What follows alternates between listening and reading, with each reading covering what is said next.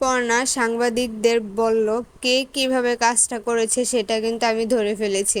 আর আমি ধরে ফেলেছি বলেই কিন্তু আমি বুঝতে পারছি চোর হারটা চুরি করলেও হারটা বাড়ি থেকে বের করে নিয়ে যেতে পারেনি।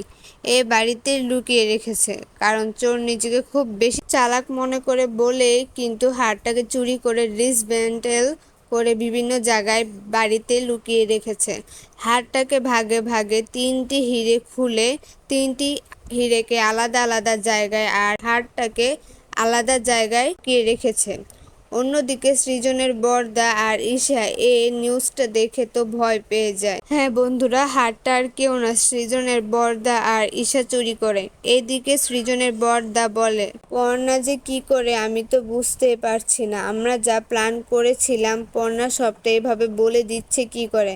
আচ্ছা, ওকে কেউ কি কিছু বলে দিল কি? তখন ঈশা বলে, বোকার মতো কথা বলো না অয়নদা, এই প্ল্যানিংটা আমরা ছাড়া আর কেউ জানে না।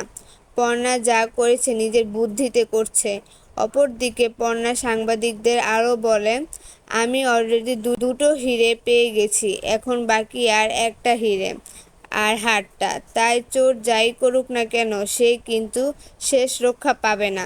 ওই হার আমি দশমীর আগে মায়ের গড়ায় ফিরিয়ে দিব। আর এটা আলোক পর্ণার চ্যালেঞ্জ। তো বন্ধুরা, আপনাদের কি মনে হয়, পর্ণা কি পারবে দশমীর আগে মায়ের গলায় হার ফিরিয়ে দিতে?